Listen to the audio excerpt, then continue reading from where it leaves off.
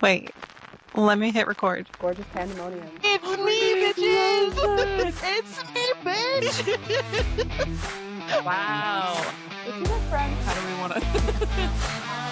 That was so beautiful. Over. Karma Pop. And welcome back to Gorgeous Pandemonium. That's Charyssa. And that's Gabrielle. We're super excited you're here with us, where we dive into another episode on the big things, the little things, and all the gorgeous chaos in between. So grab your favorite drink, get comfy, and let's get into it.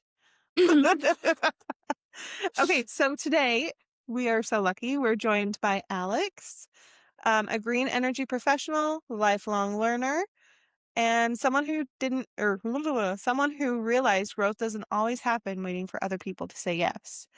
After discovering a love for travel through family trips, Alex made the leap into solo travel and found freedom, confidence, and a whole new way of experiencing the world. We're talking about what happens when you stop waiting and start going. Bam, bam, bam. Ta-da! Love it. Oh, happy to be here. Okay.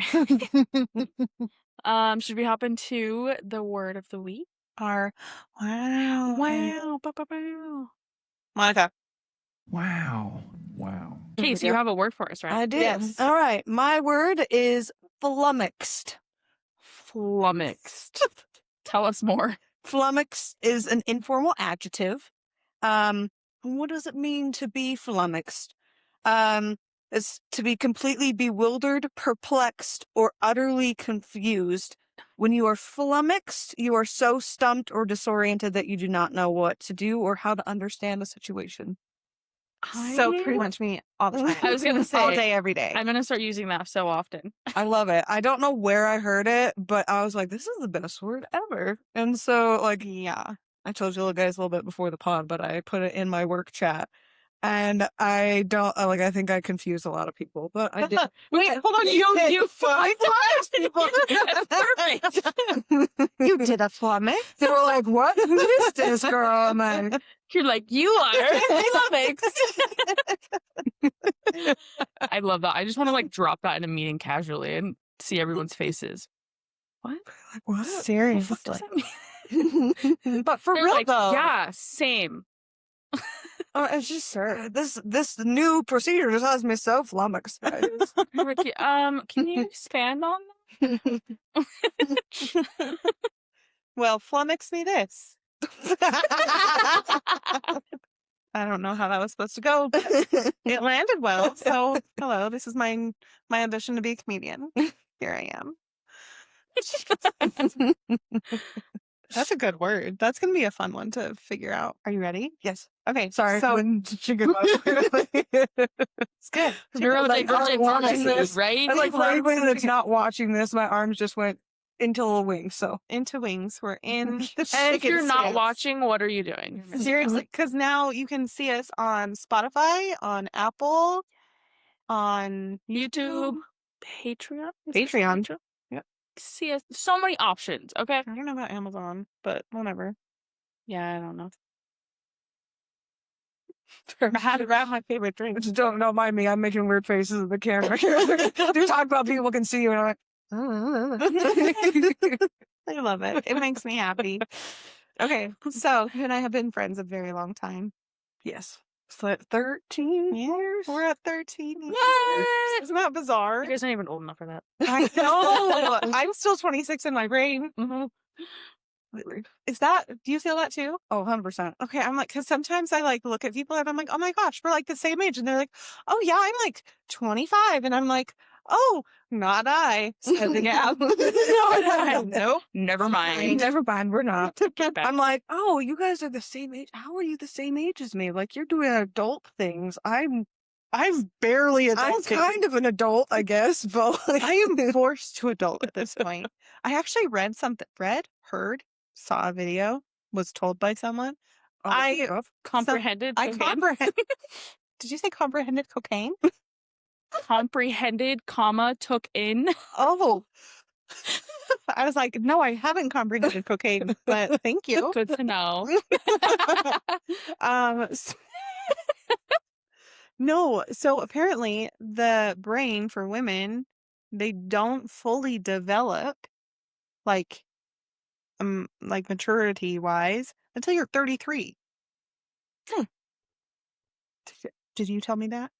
No, we've talked about it Have because we? I saw Okay, I it. was like, No, I saw it online too. I was just gonna say not to, I don't know, be rude to the non-feminine individuals, but it's interesting because we are ahead of masculine individuals. We are more mature. Mm-hmm. but like with our like childish and adolescence and that wanting to be nostalgic about everything, it's totally like biologically normal. I don't know if biologically, like Yeah, neurologically, it's normal yeah. Mm-hmm. for people up until this point to actually still have that childish way about them. I say childish very loosely, Yeah, not with the negative that connotation, is but be a very like youthful and want to like do all the things and plan big and do all the craziness and whatever, which is great. And then all of a sudden, but then there's that shift in your brain. I don't think my brain has caught up to the fact that I'm technically, like, according to my birth certificate, 33 or nope, 34. It's like you're Am I not 34? You're 34. 34. Okay. I I'm was like, am I 33. well, potato patio? So it's like, hey, you need to like we need to start becoming an adult now. And I'm like, But like, like that. what is being an adult though? It's so interesting because I think I was talking with my mom about this because as a kid, you're like, oh my gosh, like, especially looking at your parents or like Mhm. other adults in your life, like they're adults, like they've got it figured out. And like kids just want to grow up so fast. And then like And you then when become an you adult. yeah, when you're an Yeah. adult, you want to go back to being a kid. Yeah.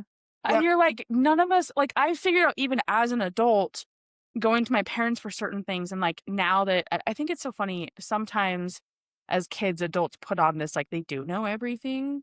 Or maybe it's just like, as kids, you think they do. I don't know. But like, as an adult, I feel like I've gotten a lot more like honesty from my parents of like, dude, I don't know. Like, you just got to fucking figure it out. And I'm like, what do you mean you don't know? You're older than me. You've been through these things. You're an adult, you're Right. adults. You know all the things. And like my dad, who is in his 50s, has laughed and he's like, I don't know everything. I am also experiencing life for the first time at this age every day, right? Like I'm experiencing new things. That And you I'm like, remember. what? What? We're all just no one No is one, like there is supreme no, adult. there is no manual on how to be an adult, Yeah. There was especially in this. there was something, I think it was a comedian or something like that was talking about like living life and stuff like that, and he's like, nobody knows what to do. We're all just like confidently guessing, and we're just hoping that we're hoping for the Yes. best at this point. So I always think about whenever I'm making a decision, I'm like, I'm confidently guessing this is the right way to go. I love that. While gripping the chair, and you're like, "Ah." That's actually how I felt when I booked Kenya last year.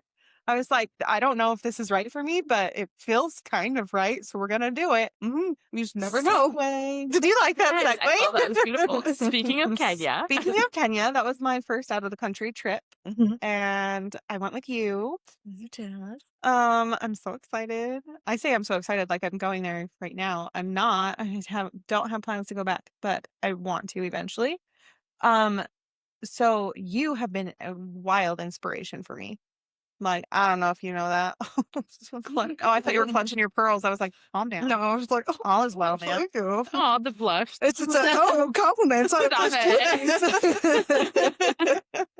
But like, no, seriously, because like you have always been a very, so we're both Capricorns, but you're a December Capricorn. I am a January Capricorn. You do the thing without second guessing out loud. And I verbalize every second guess I have before I do something, and half the time I talk myself out of it. What was it for you? Okay, so I know your family has always like gone to trips and all of this stuff. What made you want to do it alone? Um, to be honest, I think it was like a culmination of a lot of different things. Because I had always like, I'd found these like trips and things like that was like, this is like your age bracket. You can go on these like big trips. And I was like, oh, I don't know if I can afford it. I don't know if I can blah, blah, blah. You know, kind of doing that thing where you're like, well, I want to do this, but X, Y, and Z. you know, Do you mean like a package thing? Like Ki saying yeah, your kinda like age? a travel group that it's, like, in your age bracket. So you're Oh, going solo, but you're not going solo because you with have other yeah, solo people. other solo people. Um, and so I kept just talking myself out of it for most of my 20s, and I think that for some reason, there was some weird stigma in my brain that was like, "But what do my family think? What do my friends think? Blah, blah, blah." And I was doing all of these things in my head to talk myself out of it. And there was just kind of this light bulb moment that I had after reading, weirdly enough, like a book that was written by like a band. There was this guy that was talking about like he was being pulled in different directions by the band he was in and then his girlfriend to do something.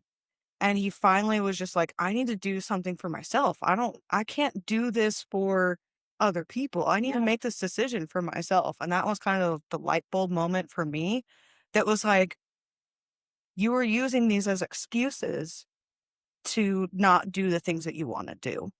Um, and then there was just kind of things built on top of that that I was like, you know what? I keep being like, well, you have to wait for somebody to go on this trip. But then, the older that you get, your friends also have their own life, obviously, Mm-hmm. and they have more responsibilities the older that they get. And it's harder to plan things. It's so much harder as an adult to plan things with your friends, especially like out of the country trips. Yes. So I was like, if you sit around and wait for somebody, you're never going to go.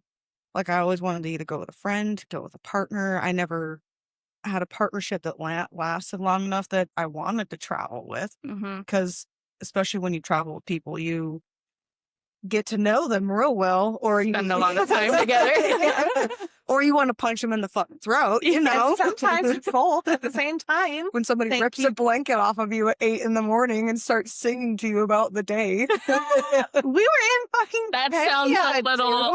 dude. We were in Kenya, and you're just snoozing past 8. So I research extensively before I go, so I feel like I'm prepared. I mean, I'm also slightly neurotic before I go on a trip. So. No, you. So I like to be prepared, but I also love learning about Yeah. these different places and things like that. And I think that's also kind of why I got so into it as well too, is because I mean, obviously I've lived here my whole life. I've lived in the US for 34 years.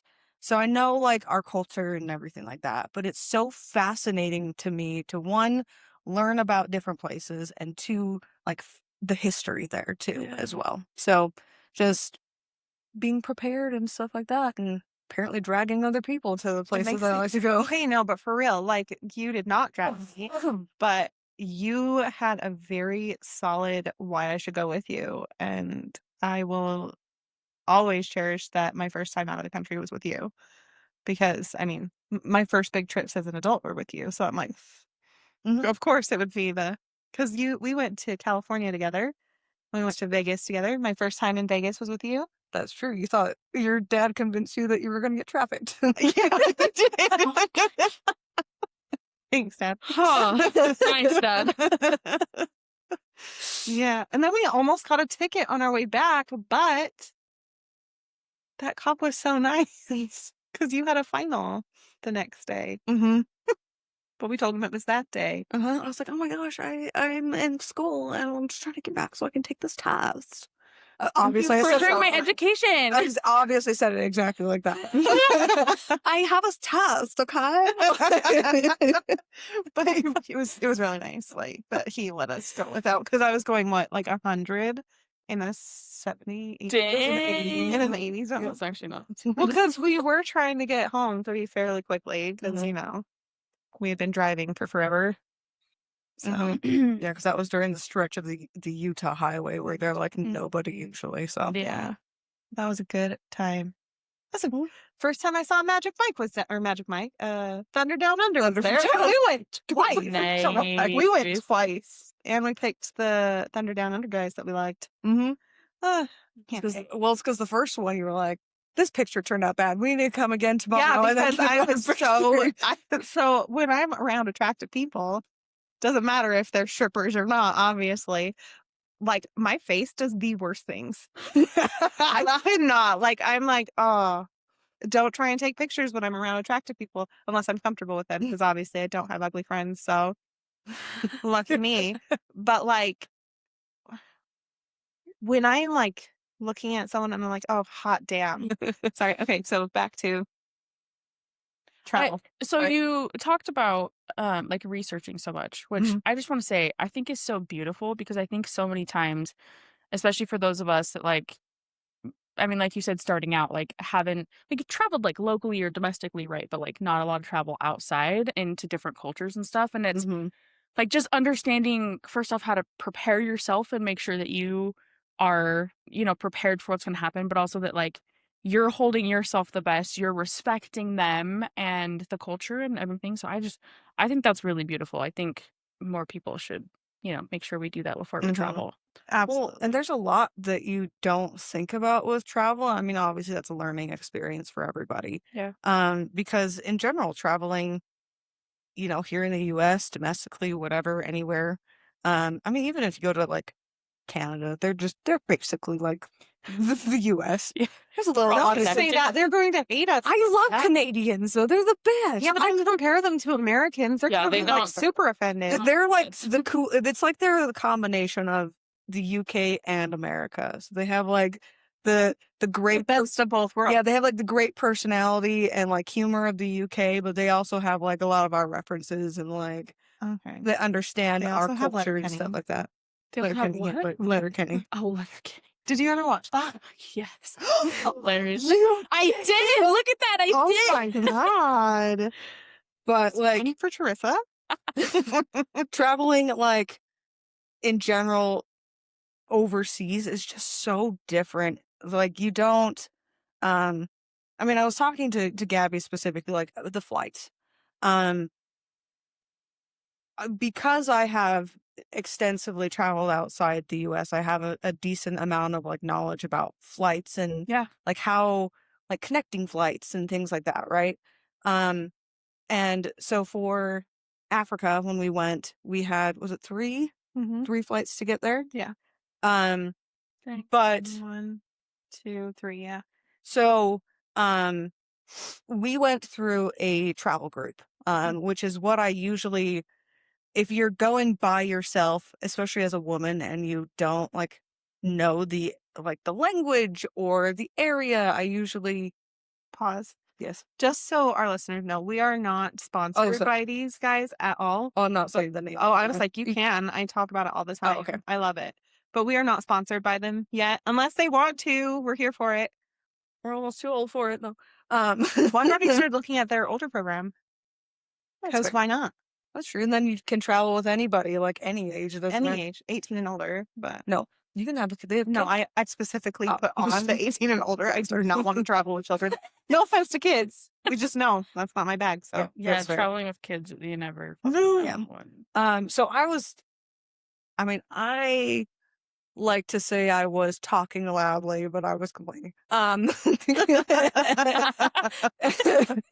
So like I travel pretty frequently with Delta because their base is in Salt Lake. Yeah. And it just is convenient for me. Mhm. Especially at the Salt Lake airport, because they're like the first. The first terminal is Gate, all yeah. of all Yeah, of them so is nice. Delta. So we were going through Delta and Delta's partners to get to Kenya. yes. And so obviously I've traveled with them a decent amount, especially over to Europe because I try and use them to get their points and stuff like that.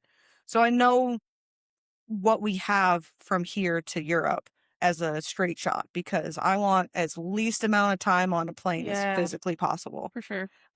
So what they ended up doing for us, and I assume this was to like one for it was cheaper for the travel group, and two, they try and get you to places where other people are in your group too, so they can like lump you guys all on the same flights.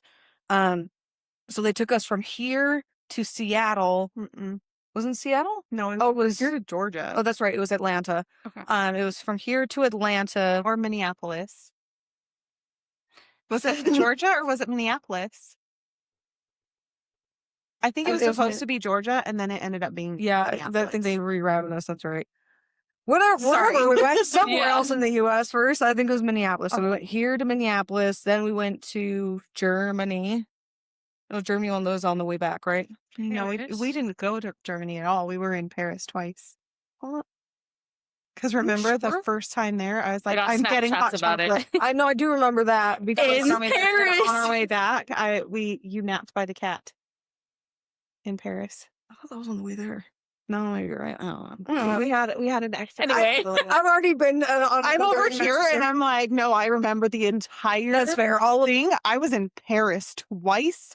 all of the airports kind of start blurring together for me at That's this fair. point. That's fair. So, you know, in basically what was happening is like Delta has at least 3, I want to say, direct shots into Europe. We have one to Paris, one to Amsterdam, and I believe one to London as well too. So the fact that we got routed into another US state instead of going straight to the one in Europe really irritated me because that obviously added at least 6 to 8 hours onto Yeah. our flight Mm-hmm. because you have to think about the additional flight, the additional layover time, and things like that. And then on the way back, instead of flying us directly to Salt Lake from Paris, they flew us to LA. So we overshot home. And then LA back. Yeah. So they added another 8 hours on the way back. Uh, So I was complaining about that. And Gabby was like, just be happy that you're going. And I was like, Yeah. this is not my first time. Yeah. I am not happy. which I get it. Like, she was very excited because it's the first time. And Well, and I that's feel so- like since my first trip was like an 18-hour flight, I feel like all the rest are going to be kosher. until you go to Asia, then yeah. Well, that's fine. I don't mind long flights. I quite enjoy them. Well, it's not necessarily the long flights with Asia. It's you have multiple long flights. That's fine. I like flying. Oh, I that's- way prefer flying than any other form of transportation. That's true. It is faster than I like just- driving and stuff like that. But Yeah. after a while of like Trains. trains are actually not as bad, especially in like Europe.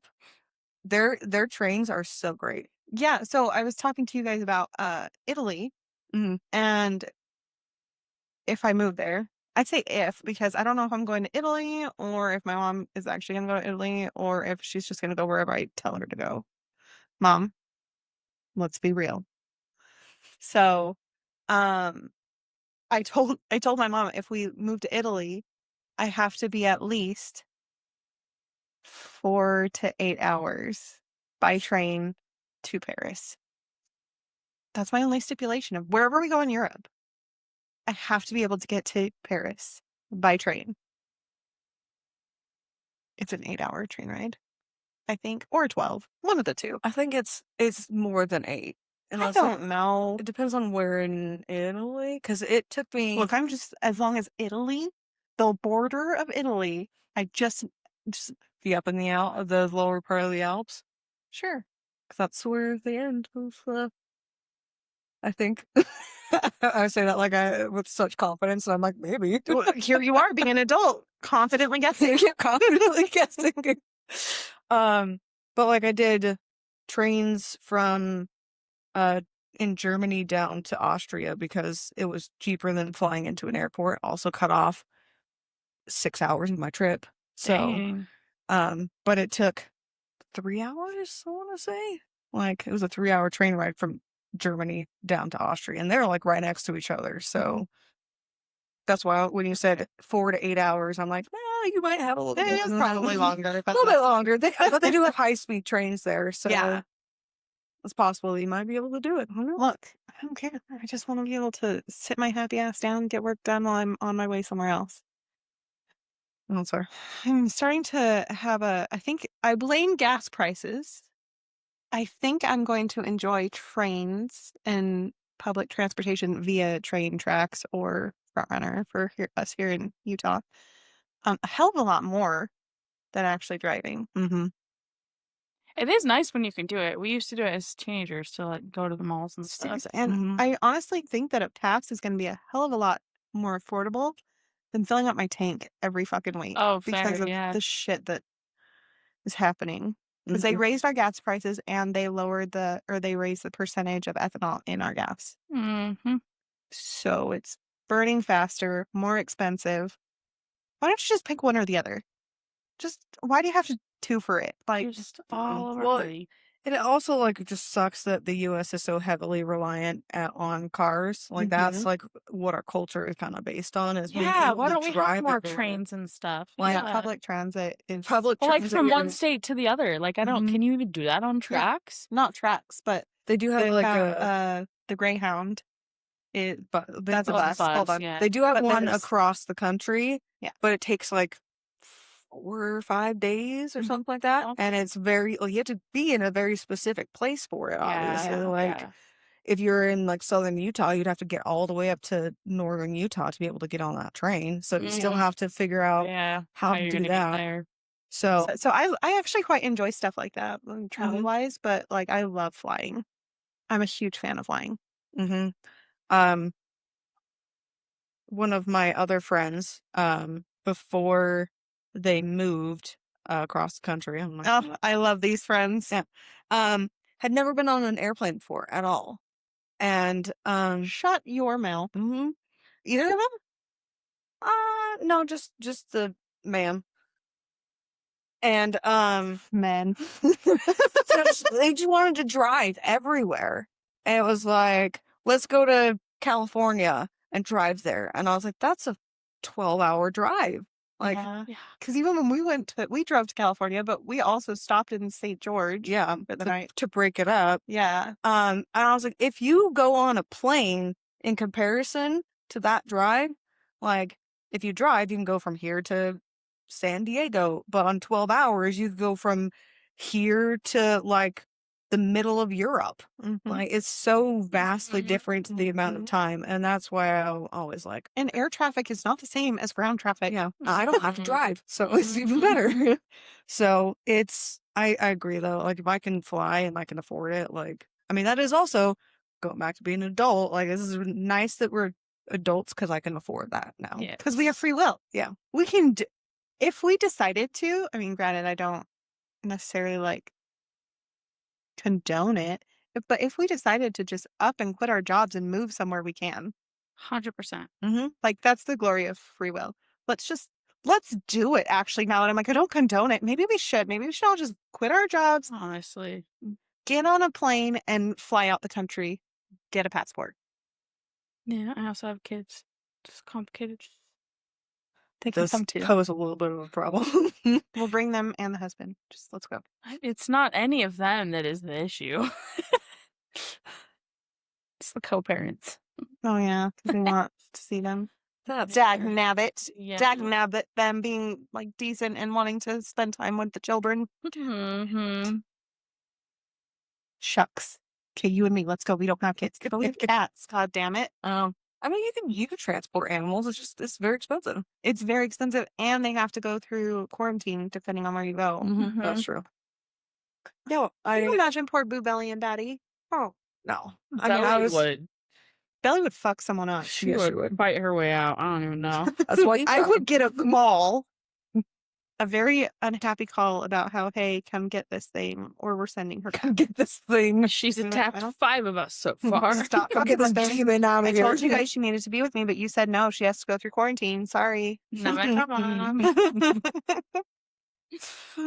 I did look at transporting a cat to the UK, and it was like $6,000 or something. Oh, like I'm that. sure. Holy shit. And I was like, I love my cat, but I don't know if I love them that much. That's a lot. Yeah. And that was like when I was very broke. So, like, getting me over there potentially was not as. Well, that's why I love EF is that they have payment plans Mm-hmm. and That's you can nice. schedule like so. I have already started paying on my Scotland trip because that's going to be my first solo out of You did not just draw yourself. Sure did.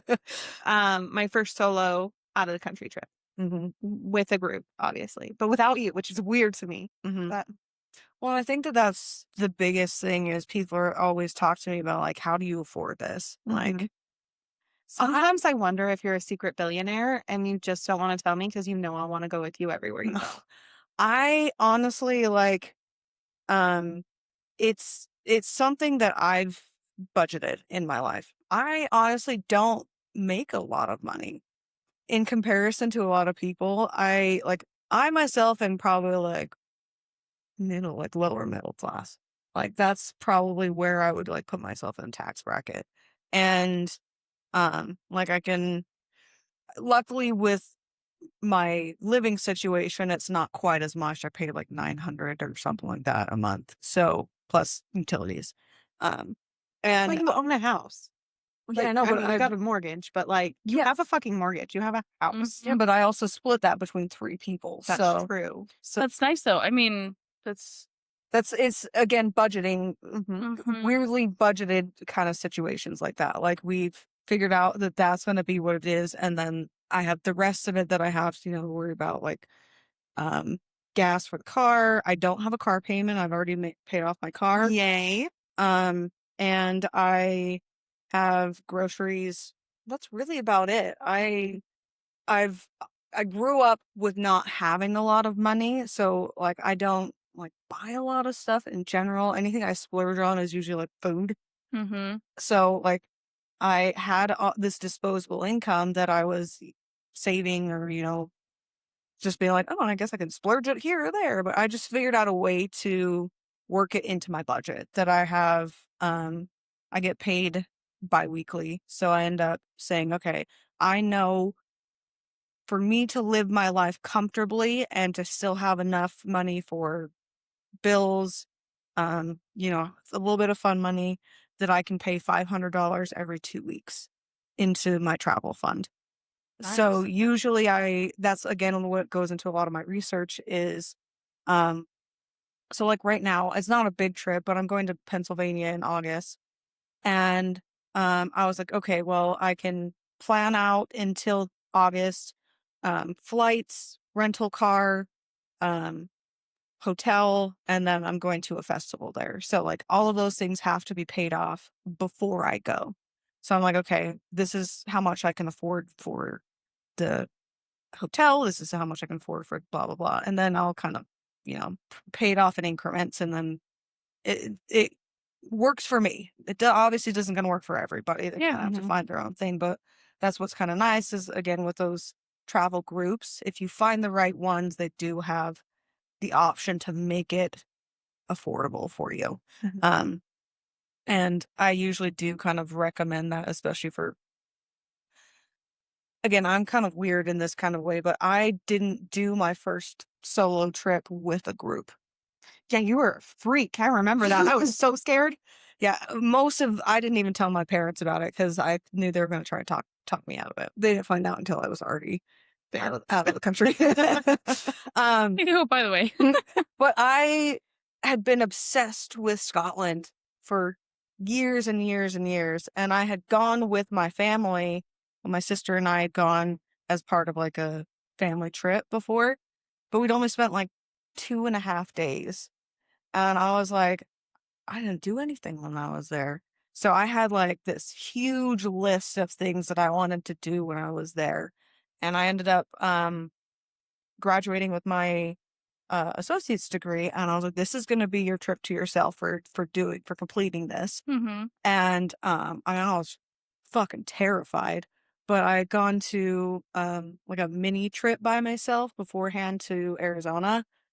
And I was like, "Oh, okay, well that wasn't that bad. Like I can figure it out." And it does force you to be a little bit more resourceful, which is kind of nice Mhm. because I'm always used to kind of relying on other people when I'm Mhm. like with other people. So it kind of forces you to get out of your shell, be a little bit more aggressive and figure things out by yourself. Like, I don't know. It's scary. I don't know what that means. Aggressive.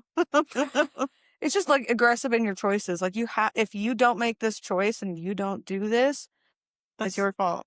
you're going to get lost. You are not going to go to the things that you want to see. Like you're not going to accomplish everything on this trip that you want to do. So if you don't have those kind of like self motivation pushes throughout your trip, like it's not going to be as fun as you want it to be. You're not going to get everything that you want out of this investment that you've made for yourself.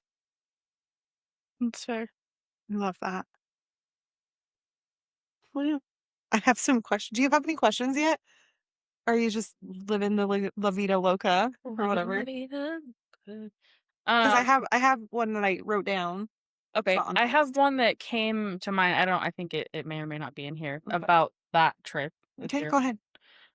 so obviously you enjoyed that trip enough that like you continued traveling. Mm-hmm. What would you say, especially like going on your own and not doing through a group, and I don't know how much research you did beforehand. What is the biggest thing that you learned with that trip? Um, Honestly, it was a lot of just self-discovery, to be honest with you. Like, That. um, I think that it just taught me to be more self-reliant. Like, I am more self-reliant than I thought I was. Like, I think that I kind of again saying I grew up with my sister who was very like a big personality. So I was always used to like her being the one to lead the conversation or her being the one to like, we're gonna go do this kind of thing. And That's odd that you would think that about your sister. so strange. That's so weird. Can't see Never that at would all. have put her as a big personality. Although I feel like she is my spirit animal. She's so cute. I She love is your sister. she is a walking, talking disco ball, that woman. She I is. swear. Yes. Like, I love her. Obviously, I love her. I love you more, but I do love your sister. But it was like I was so used to kind of like, I'm a very quiet person in general. I like to listen to people talk and stuff like that. Mhm. But like when you're by yourself, you're forced to be that big personality because you don't have it to rely on. So it did teach me a lot about myself that I'm like, you can do this. You can do hard things. Like this is not an easy thing and you can do it. Like, so I think that that was a really big thing for me is like, especially with like my self growth is like, oh, like this was so hard in your brain, but you did it and you had a good time and like you can do the things that you think that you can't. Like if you put your mind to it, you can really do anything. I love that. That is So so beautiful, and that actually goes along with one of our questions that we had. Okay. So, that what you were just talking about, goes into one of the questions that we had already written down. So, what advice would you give someone to mm, fucking A. What advice would you give to someone who wants to travel solo, but is too scared to take the first step? It's honestly a lot of it is you've got to be your own cheerleader to do it. Like, I mean, I can tell you all of the benefits left, right, but if you don't want to do it, if you don't take the action to do it, you're never going to do it. I mean, there was somebody that like I had been posting about it online and stuff like that, and somebody that was like an acquaintance that was a friend on Facebook was commenting or like would send me messages and be like, oh my gosh, like this looks so cool, like you're so brave for doing this. And I was like, I don't feel brave, but like if me doing any of this helps you and like I can give you advice, like I can help you or everyone, he's like, oh, I want to do it, I want to do it. But it was every time I talked to them, it was I want to do it, but Mm-hmm. I want to do it, but. And again, if you don't like, you just kind of have to do it yourself. Like I can't convince you. I can tell you everything, but if you don't make the steps, then it's not going to happen. And you have to kind of want to do it. Like you have to like sometimes there's a big life event that kind of forces you to do it. Hi. Or it's, there's something that just has to motivate you to want to try and travel more if that's what you want to do. And like I said, that was my special interest.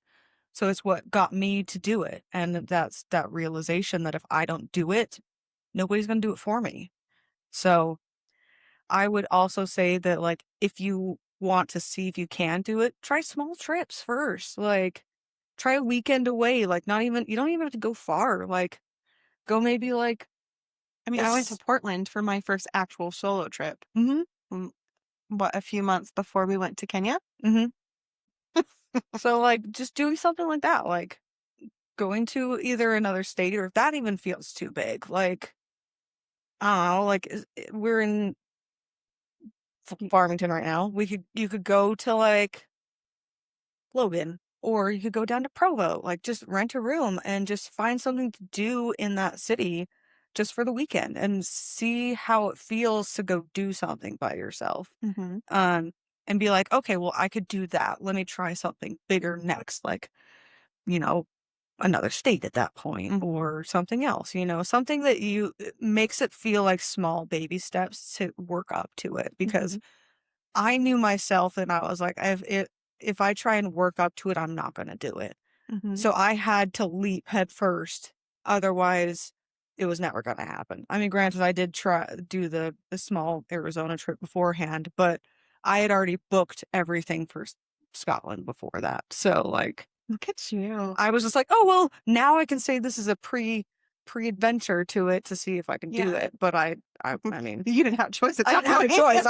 I was already head first into it. So, like, I love that. Okay, so for you, you had to just gung ho it. Like, and I love that. Love it so much. Um, w- there are a million first steps when it comes to traveling, especially solo traveling. Which one was the hardest, or would you think would potentially be the hardest? um, I would say the hardest is if you're not going on a travel group and you just have an idea of somewhere that you want to go. Like, Actually picking somewhere. yeah. So, like, I like to go, like, I don't want to do a travel group if I can speak the language. Like, I mean, obviously, that's very few countries in the world, but like, but like, the UK, Australia, New Zealand. Do you speak any other languages? No, I sure don't. Have you thought about it? I mean, I can understand a little bit of French to a decent amount, but like my brain and learning languages just like it's really hard for me to kind of try to pick it up. That's a lot. So especially if I'm going by myself too, that's another big indicator. So if I'm going by myself and they speak the language, then I'll usually do it by myself, especially because those kind of countries are usually predominantly white. So I kind of blend in. Mm-hmm. So I can walk down the street, not talking to anybody, put in my earbuds, and you can kind of blend in as a local Yeah. until you start talking. Yeah. And then they're like, oh, you're not from here. Mm. But like, so say for example, I want to go to New Zealand. I have no idea what I want to do there. That's such a like it's a little daunting to me. Mm-hmm. And that's somebody that's traveled a lot. Because when I did Scotland, I already had a bunch of things because I was obsessed with Scotland at the time, so I knew a bunch of different stuff that I wanted to do. But it's finding out what interests you enough to, you know, do something there. And kind of planning it out. There's some people that like to do like, I want to set plan for what I'm doing for every second of the day. And there's other people that are like, I just want a general idea. But that's really kind of the hardest is if you don't know how long you want to go, what there is to do there, kind of stuff like that. That's why I would say for people that are starting out, it is really, really helpful to go through like those tour groups because Mm-hmm. they do everything for you. I mean, granted, there's going to be some activities that you might not want to do, but You don't have to you do don't it always all. have to do them. You can hang out at the hotel and find, or you can find something else in that city. Like for example, we went to I went to Bali for one of the trips with this tour group. Um, We're talking about EF yeah, Ultimate Travel. Nope, Ultimate Break. Ultimate Break, yeah. And one of my favorite trips I've ever been on. But there were so many things on the trip that I kind of just didn't want to do. Like they had a 7 a.m. yoga retreat. And while that sounds great in theory, I was like, I don't want to do that. I was drinking a lot. And I really like to sleep in. So I was like, I don't like this is a relaxing trip for me. I don't want to do that. Mm-hmm. So I slept in and everybody got back at 10 a.m. And so I got a nice little rest, and then I went and joined the group for the other part of the day. So, and I also broke off from the group one night and did a sound bath. Like I found a place. I asked my tour director because that's really great. They specialize obviously in that area. They live there. You can be like, "Hey, I want to do this. Can you give me some recommendations?" And they'll help point you in the right direction. So that's really kind of helpful when you go into those places as well too, if you want to break off from the group and do your own thing. Um, Usually it is beneficial to kind of do a lot of the stuff because obviously you're paying for it, you're investing in all the activities with the group, but they do a lot of stuff in a short time period. So it is kind of beneficial to be like, oh, this is what I like, this is what I don't like, kind of stuff like that. So helps give you an idea if you want to eventually plan your own trips, kind of how you like to travel. Um, I I do love EF for the fact that they do have a lot of like teaching you stuff throughout the trip, which is what I really like. But they go so quickly that it's like I get back and I need a vacation from my vacation. Like, Yeah. so like when I do my own trips, I know that I need to slow down a little bit and kind of enjoy things a little bit more. But definitely planning outside of them is very daunting. And I think that's the biggest kind of hurdle if you're doing any of those kind of big trips in general. No, that makes sense. That's valid. Do you have another question? Because I do. Go for it. You're good. Okay. So, since we were talking about like the difference, especially when you're traveling as a woman and you're traveling solo, and we had also kind of talked about like how you deep dive into cultural stuff and to understand what's been your experience when it comes to like how, like when it comes to packing, like what you're packing, like modesty wise, clothing wise, because in a lot of places outside the US, showing skin is not okay. So how do you manage that? I think it depends on what your activities are as well. Because there are specific, like if you're going to a mosque or something like that, they have very specific modesty kind of things. Like they don't want your shoulders to be shown. And like they don't want anything above your knee to be visible. Um, Things like that. So I think a lot of it will, again, you have to look at what activities you're doing. As well as just kind of looking at your culture, but you have to looking at their culture, but you also have to like think about what you're doing too. Like, for example, we went to Africa. It's fucking hot in Africa. Like, so we don't want to. They are very conservative in certain parts of Africa. Um, so obviously you want to be a little bit respectful of them, but not at the sake of your convenience or your comfort too.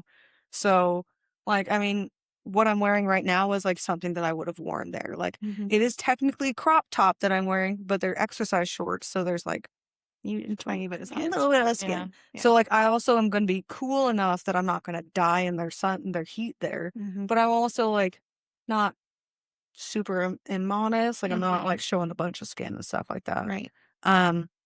It's finding the balance, I think, between respecting their culture, but also being comfortable in your own skin and clothes. Because sometimes when you travel, like you get bloated, you're uncomfortable, it's hot, like you're grumpy. Like wearing comfortable clothes is going to be like enhance your experience anyway. And stuff that you like to wear. Um, so that's why there's certain things that I wear specifically just on my trips. Like I have these pants that are come up to about like right here, but they're super flowy, so they get a lot of airflow into them. But then they kind of, when I'm standing still, it looks like a really long skirt. So that way, I get the coolness part of it, but and then I also get a little flashy leg every once in a while, so it feels a little bit like I'm not as covered up. So it's a nice, like I said, balance of what I'm going to feel cool in and what is going to respect their culture.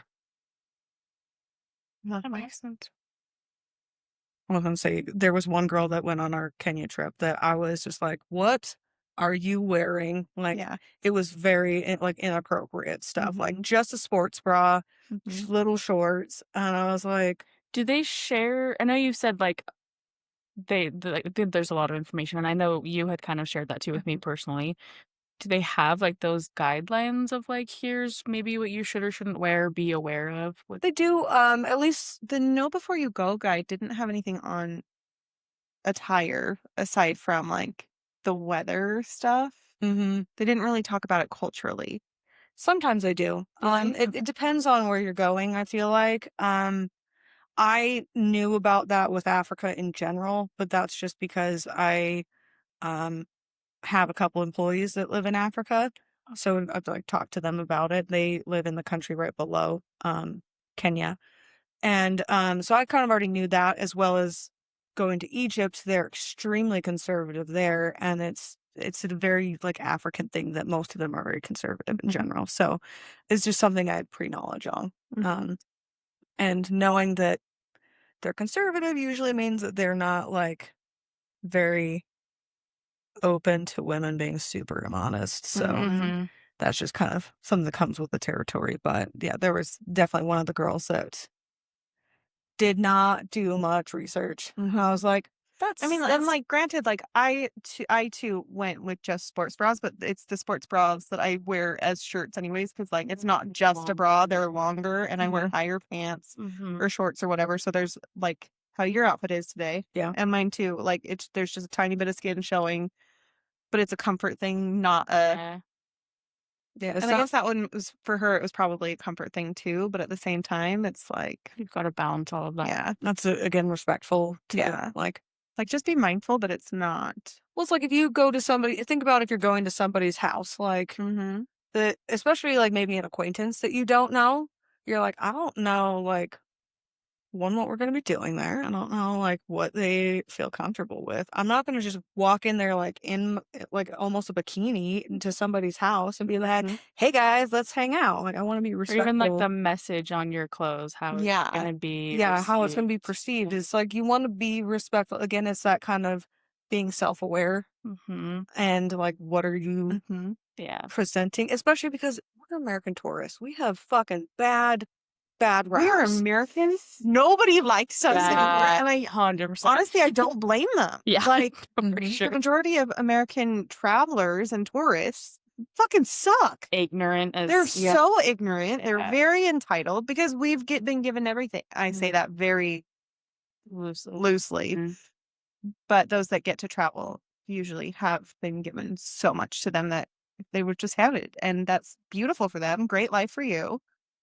Fuck you, because I wish it was me. But like, for those that like, for those of us that actually want to go and experience things like that and be taught a different culture for Mhm. this, It's it's you hard. you do see it the more that you travel. Like I was like, oh, why do we have such a bad rep? Like even before the political climate went south and everybody hates Americans now. So even before that, like I hate Americans yeah. at the time.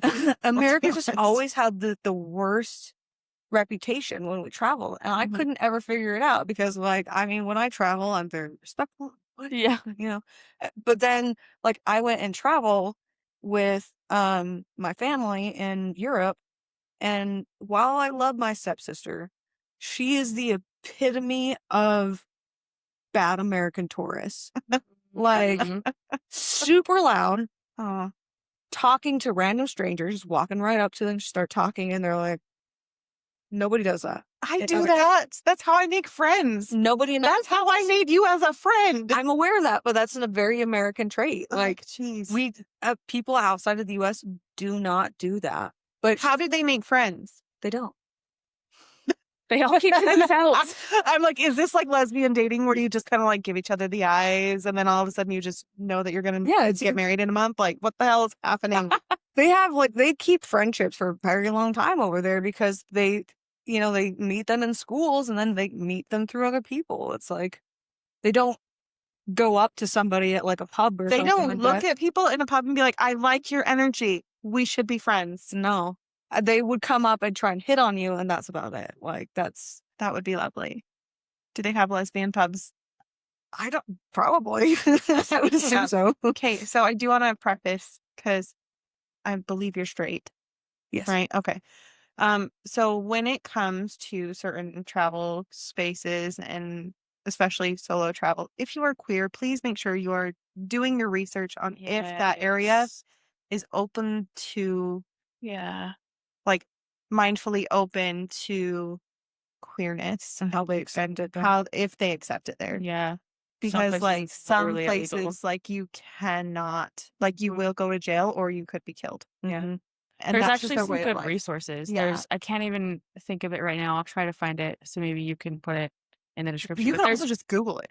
Well, there's a book specifically by, I'm pretty sure a gay couple that they travel and they've like written down a lot of really important things for different places that like, yeah, especially if you're traveling as a couple, like know Yeah. your limitations in public Yeah. and I would say I know that the vast majority of Europe is pretty queer friendly. Yes. One of my sister's best friends and his husband travel extensively in Europe because it's safe for them to travel there. nice. So I think it's um, safer to travel in Europe than it is in the US for queer folks. yeah, depending on Yeah. where you're going. How Yeah. bizarre is that? Yeah. How fucking weird.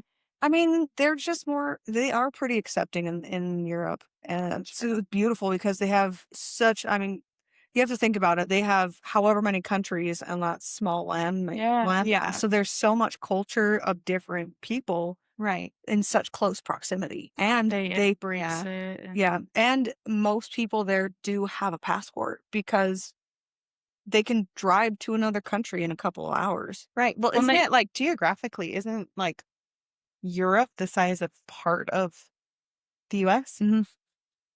It was like going to another state. Uh-huh.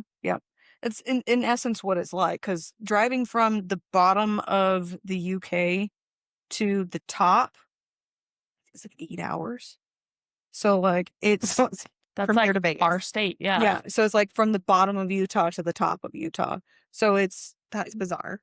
we got from London to Paris in 2.5 hours, and we took a train. Shut the fuck up. See, we should just move. We should just go. So it's That's a good lot stuff. easier and that's why people in Europe are so confused why the people in the US don't travel internationally. It's just because they don't grasp the landmass size of the US. Because I mean, you could technically, if you go from like here to Louisiana, for example, like it's basically like going to another country. Like the culture there is so vastly different, Yeah. but it's in the same country. Like Yeah. you don't need a passport to get there, which Sometimes I think Somewhat. there's certain places we should. I think the candle is almost out, if that's what you were looking at. I was just smelling. I love the smell. Oh, okay. I was like, if something's burning, it's probably because that one's running low. No, yeah, that's good. Well, I think it's beautiful that because they are so close and I don't know that they just kind of embrace it. Like you said, I mean, they all have passports to travel, but they all like it's so uncommon for people in that area to only speak one language. Yeah. Like they're all so versed in everything, and like over here, you know, we're a little bit more like, well, this is our space, Entitled. and this is yeah. Yeah. it's very true. I mean, granted, excluding like the British, they like speak one language. They're very, I would say that they're like the US of Europe. They're a little entitled. It's Well, we came from them. I was gonna Yeah. say, isn't that who we came from?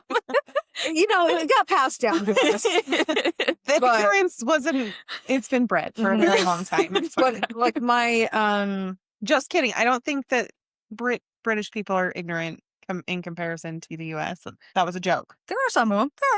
I mean, humans. It's humans, yeah.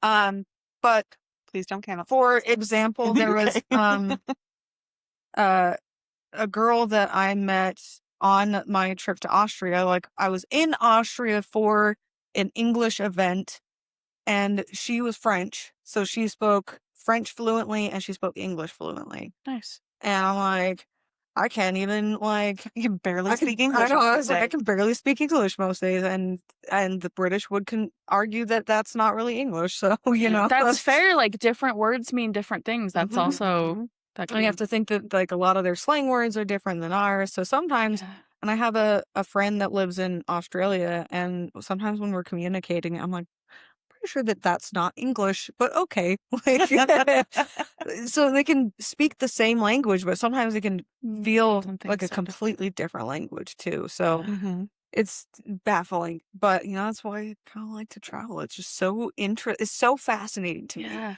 especially like, this is kind of a side topic, but in the UK, like we are just talking about how this size is in comparison to the US, right? Um, they have so many different accents and they all speak English. Like, so there's like, at least 25 different English accents, depending on they're regional, depending on where they Yeah. live. But for such a small space that they can go 20 miles and have a completely different accent is just mind blowing. Mhm. Because you go 20 miles here and you're like, oh, they sound exactly like me. Like, Yeah. or you go up to I guess Idaho. like state by state though. Some Sometimes of them some do, of but like they have like really. a Midwest accent, Yeah. you A know, southern accent. Yeah. Southern, different regional Southern accents. Mhm. But like it, as soon as you cross like the middle part of the U.S., a lot of them sound the same. Like unless you get to Mhm. California, and you have like the Valley Girl kind of accent, stuff like What are that. you talking about? But like that's why we have a lot of call centers in Utah, Idaho, Nevada, is because we have the very like basic US accent. Like we don't really have Yeah. very Okay. much the regional dialects or Yeah, anything right. like that. So you can have like we have such a huge land mass, Yeah. but we still don't have as many accents as they do in like such a smaller space. It's Mhm. so crazy. I mean, that's I probably mean, why I granted, get so also that's because they're. I'll stop political. Sorry. I'm gonna do it anyways. But part of that is because when we were colonizing the US, it was very specific families that were coming over that all spoke the same way and moved over. So it's not like where, I mean, granted, prior to Pangea, we were all in the same or like landmass, but prior to Pangea, nope. Before Pangea split, sorry guys. Um, like we were all over there, and you didn't reach, like people walked, Mhm. and you didn't walk 20 miles. So it makes sense to me that way. And like here, it's like we've taken so much. I don't even know where I'm going with this. Never mind. I would say though that we did pull like I mean because we have a melting pot right here. Mm-hmm. We pulled influences from a lot of different languages too, and I think that's why it's kind of like we've all like what's the word assimilated's not the right word, but adapted. I guess all the languages have kind of like the accents have kind of adapted into each other, and that's where you kind of get the very unique sounds in different areas and stuff like that too. So, because I mean, like Pennsylvania was founded by the Dutch. Mm-hmm. I mean, obviously they had English there living in that Right. region too, but and you have like a lot of Irish and Scottish uh people that came over that are in North Carolina and stuff like Mm-hmm. that. So that like has a different accent there in those And then kind you of have the regions. Italians in New York, Exactly, and then you get like the Jersey Shore folk. yeah. The very like Italian people, and Mhm. stuff like that. So you get a lot of different influences in different areas. I think that's kind of fascinating about kind of side note, that's not really having anything to do with travel, but but it is also one of the things that I think interested me so much is that I wanted to go explore and see like Yeah.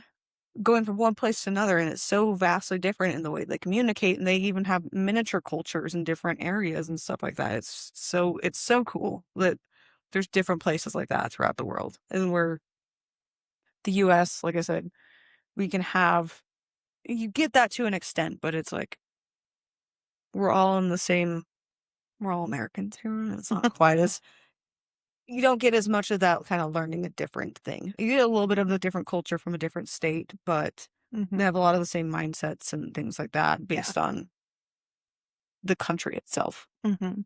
I think it is so beautiful to like immerse yourself in that where you can though, because even those that like don't travel, um, depending upon your work, like if you work in a physical location in Utah and you only work with Utah people, because like for my job, we have centers all over the US. I think we had like 5 main ones in the US.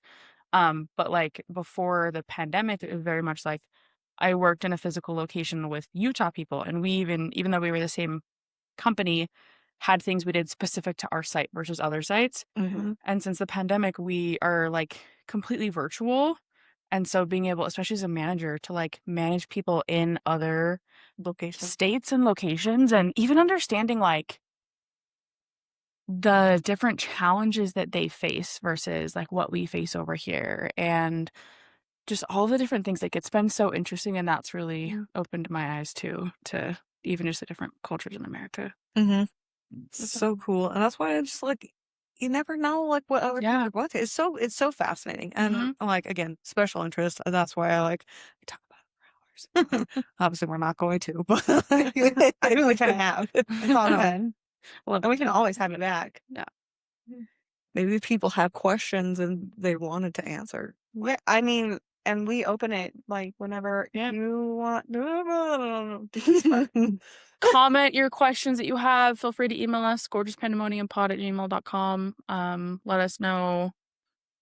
Yeah, I mean, what question do you have about travel, about what Alex has shared? Any experiences that you want to share as well, whatever you'd like us to see. Mm-hmm. Always happy to, I will always talk about travel if people want to. It's so cool to me. It's also like what I do with the vast majority of my time is just If you're not researching. you're dreaming of it. I'm dreaming of it and researching and planning and stuff like that. I don't have a lot of other hobbies. I'm like, let's go travel. I had to force my partner into doing something because I usually have like 2 big trips per year. So I have something to look forward to because I know myself and I need something to like Yeah. plan towards. And also that I need to have, like you have something to plan out, do and stuff like that. And I didn't have anything. And I was like, go crazy. So I sat him down. I was like, I need something. So we're going to go on a trip. And he was like, okay. Like you know what you signed up for. So this is This is not a surprise at all. Like, yeah. So it's just something that I love to do. So if people have questions, I'm always happy to help and be the person that says, you want to go there? Tell me where you go. And like I had to have one of my friends I was traveling with for my, where were we? We were in Denver. We were going to a concert. And this is when I was debating about going to Scotland by myself. And like I really wanted to do it. Like but I couldn't get myself to like buy it because it was still that question back and forth. And so I had everything put in to book the flight, right? I just couldn't get myself to push the button. And I was with my friend and I was like, I need you to do it for me. And she was like, are you sure? And I was like, yeah, do it. Otherwise I'm never going to go. And she was like, I'm like, okay, I can't do it. I can't do it. I will do that for you. I will be that person to push the button for you. Like, yeah, seriously. Well, you were on the phone with me the whole time. I'm like going through and making sure I'm getting everything right. And you were on the phone and I was like, I don't know if I can do this. And you're like, Gab, I've done this so many times. You can do this once. Like, yeah. I can be that person that pushes you through. Like I love helping people with it because again, if you're passionate about something, you want to share it with people. And it's kind of nice to like have people show an interest in it because it's like if I can teach you something that I've learned, that just makes it feel more important to me that something that I've decided to do with my life means something to other people as well too. I love that. So with that, how do you decide what's next? Like you've obviously have like this list of places you've been. I mean, are you looking for places you haven't been? Are you mainly going through that travel company and seeing just what's available? I think it was like figuring out what I wanted to do in general, like what kind of trips I wanted to go on. After kind of experiencing it, and I was like, okay, what do I want to do? How do I want to like broach this, right? So I said, okay, I know that for my work they will allow me to take 2 big trips a year. So I have 2 trips. What do I want to do with them? Like with your PTO, you mean? Yeah. Okay. So I'm like, what do I want to do? Do I want to go on group trips for both of them, or do I want to try and figure one of them out for myself? So the more that I kind of experienced these type of trips, I was like, oh, while I love doing the group trips because it introduces me to new people, I don't have to plan anything. That's really nice and like a huge stress reliever that you don't have to do any of that kind of stuff. I love those trips, but like I said, I don't feel like I get enough time to enjoy myself because we're always go, go, go, go, go.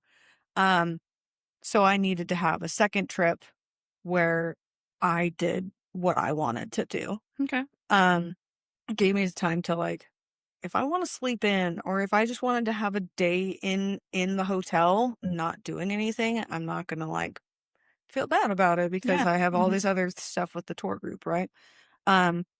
So that was kind of how I started to broach it. I was like, okay, well, I'm gonna do one with the group and then one by myself. And then I had once or like I went through usually the tour groups will have like a list of all of their stuff that they have, right? So you can go through and figure out like what am I looking for in a trip? Do I want a history one? Do I want a nature one? Do I want Okay. another kind of stuff? Is there city things? All those kind of different things. They have different focuses for what you're kind of looking for. And then you can go through each one and look at like the itineraries and stuff like that. So you can kind of plan at least the group trip about what you want. And then the other ones I kind of, like I said, I find a place. I have a list of different places that have interested me. And then I've compared them to like what the tour group has and then what I would feel comfortable doing by myself. Now I kind of have a partner, so I guess I have to consult them. Keep them in mind. Consult them and see where they want to go. But like, because the Asian countries haven't always interested me that much. I don't know why. It's just not something that ever has been like tickled my fancy. But he wants to go to like Japan. And I'm like, okay, that wasn't really on my list, but now it's going to be on my list because he wants Now it's to on go. our list. Yeah, now it's on our list. It's on my list too. I talked to him about it. Oh, About sure. us all going together. Oh, well, you didn't tell me that part. Yeah, our list is growing. Our list Whose is now list it is. more Did he not ours. tell you? No, why would you do that? Because he was like, "Well, yeah, let me talk to Alex about it." He forgets If that I he's listening plan right all now, no. I hope he knows I'm going to hit him Well, that's funny. in his kneecaps. That's fine. We can both do it at the same time. Take them both out. Take them out. But there's just like certain places I think that interest people more than others. And you just kind of have to, I don't know, put your feelers out, see where you want to go. Like my dad went to Vietnam the other month. And that's not somewhere that's ever really like interested me that much, but they were showing me some of the pictures, and I was like, "Oh, well, maybe it is going to be something that's on my list." So, Is Vietnam the place that has the penis park?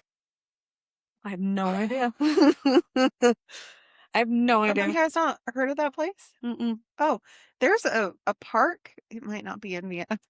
Now that I'm thinking about it, it's probably not. I feel like they were a lot more conservative than that. Asian countries usually are. But I feel like it is in some type of an Asian area. It might be. But it's like literally just like it's a like kind of like International Peace Gardens, but the statues are all different penises or sex positions. One of the two.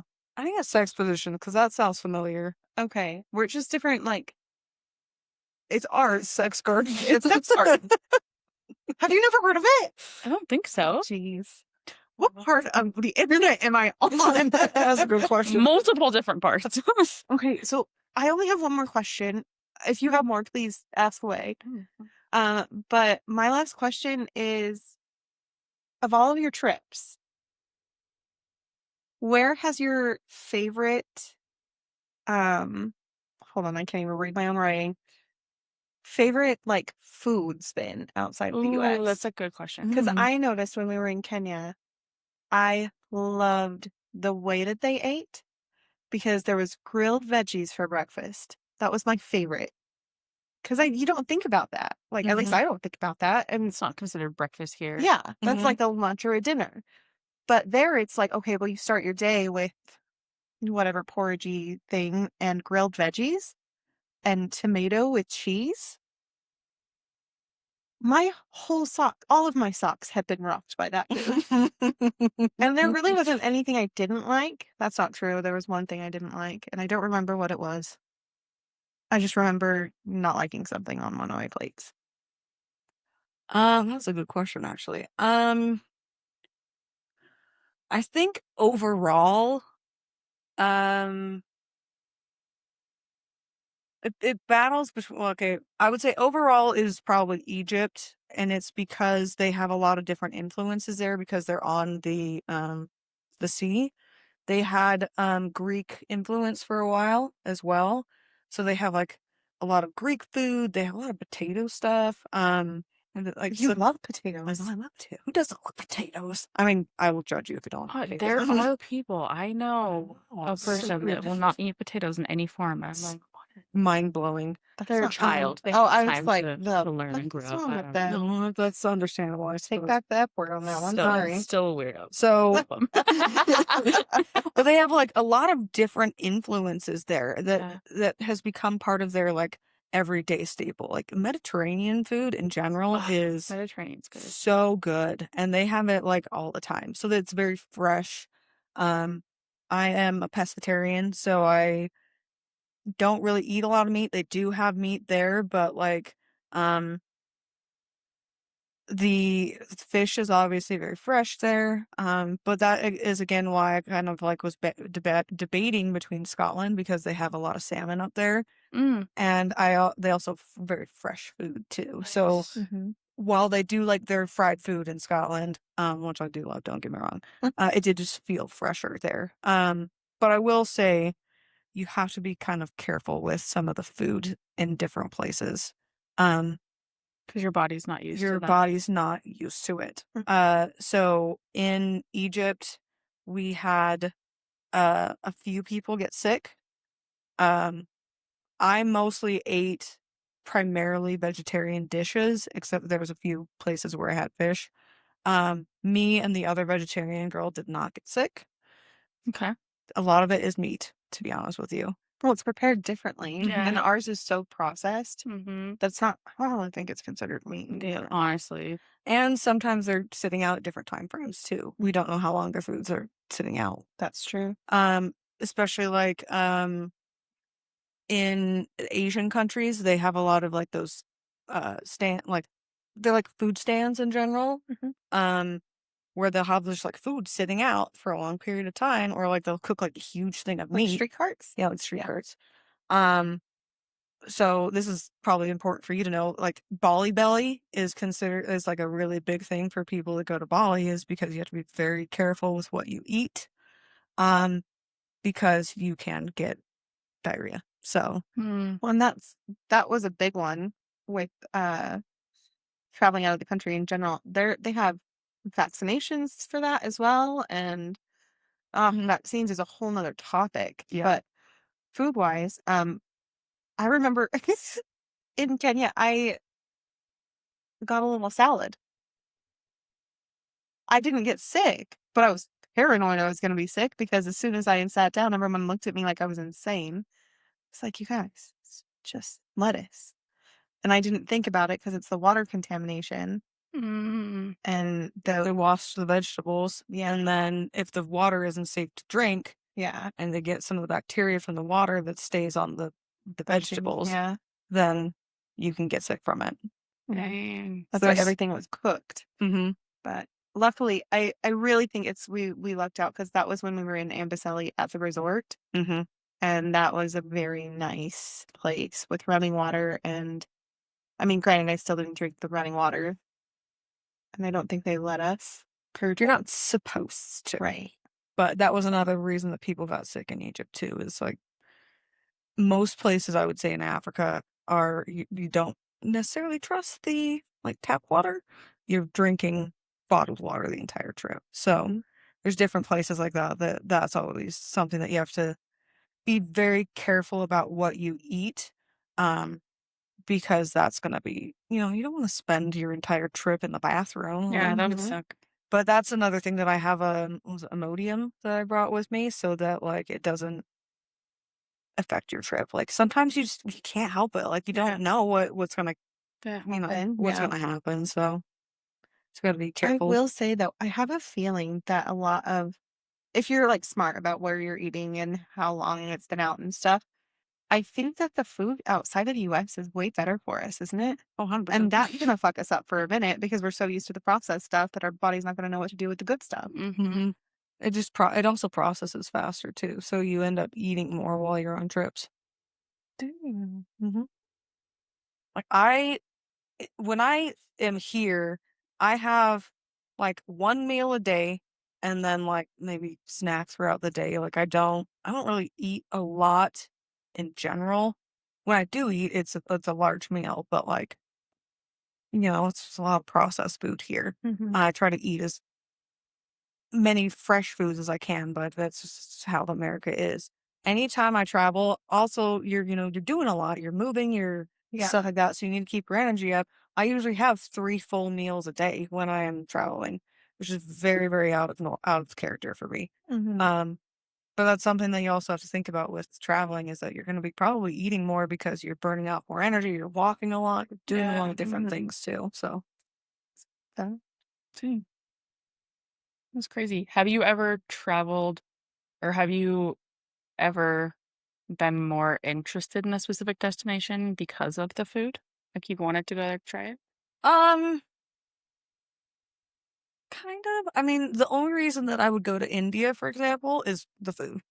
Like Indian food is probably one of my absolute favorites. I don't know if I want to go to the country though because it's so many people there. Like that's the major deterrent for me. Um, but I will say I went to Costa Rica, and because it's in Latin America, they have a lot of like, you know, Mexican, Spanish type foods. I love Mexican food in general, but like any type of Latin food is just fantastic. So I didn't actually think about that when I went, but when I went there, I was like, this is the best trip I've and they kept taking us to like Americanized like restaurants. You're like, And they're like, no. I'm like, I don't want a fucking hamburger. I'm in another country. Like, I Yeah. want to eat your food. I want to eat your food. That's why I came here. Like, Yeah. That's funny. well, Do you have any other questions? I do not. Do you? No, not really. You did really well with your answers. You Yeah. covered a lot of our regular questions. So, Yeah. This is a beautiful conversation. do you feel complete? I always want to talk about travel. Is there anything else you want to share that you were hoping we would get to, or that you were like, maybe they'll somehow bring it out? Think so. I didn't think about the food one until we started talking about it. I was like, that was a good one to talk about. Right. I would just say, be conscious of your garbage everywhere. Yeah. That's a big one that I think the tourists always forget about. Like, I always bring a backpack with me because one, like to stay hydrated because that's a good thing Yeah. to do in general. But like when you're traveling and it's hot and stuff like that, you're already sweating. Mhm. But like I bring a backpack with me. It's not big. It's just smaller backpack so I can keep any garbage that I have in there. If I have any like small things that I buy throughout the day or stuff like that. I think you look like a tourist obviously because you have a backpack, but I think that's a very good investment is to have something Yeah. small so that you can keep track of your stuff, make it easier. Also have one that has like a zipper on the back so you can put your money in it against your back. So you're not like those American tourists that lift up their shirt and like pull their money bag. That's like, then you look even more like tourists. I think those are just the final takeaways. Make sure to have all the stuff you need. Maybe a little backpack, but be safe with your money so it doesn't get stolen. Also, currency differences. Different currency. There's different places that you can transfer money beforehand into the current currency, or you can do it when you're there. And like I said, keep track of your garbage and be aware of other people. That's the biggest takeaways, I would say. I love it. I think that's Yeah. fantastic. Too. It's beautiful. Okay. Nice. Okay. So on that note, Go travel, people. yeah, that's a wrap on this episode. Sorry, Thank they're you quiet. so much for being here with us and having Jonesy, Alex, on, having Alex on the pod with us today. Thank you for your time. We love you. Happy to be here. We appreciate everything you shared. Yeah. It was very insightful. Yes. We hope that y'all had as much fun as we did.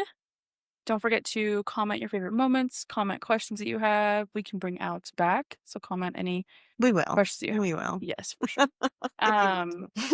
Give us 5 stars because 2 thumbs up. 2 thumbs up. All the positive, the good marks. If you don't have anything nice to say, don't say anything at all. GCFO. And yeah, you can comment or you can email us again, gorgeouspandemoniumpod@gmail.com.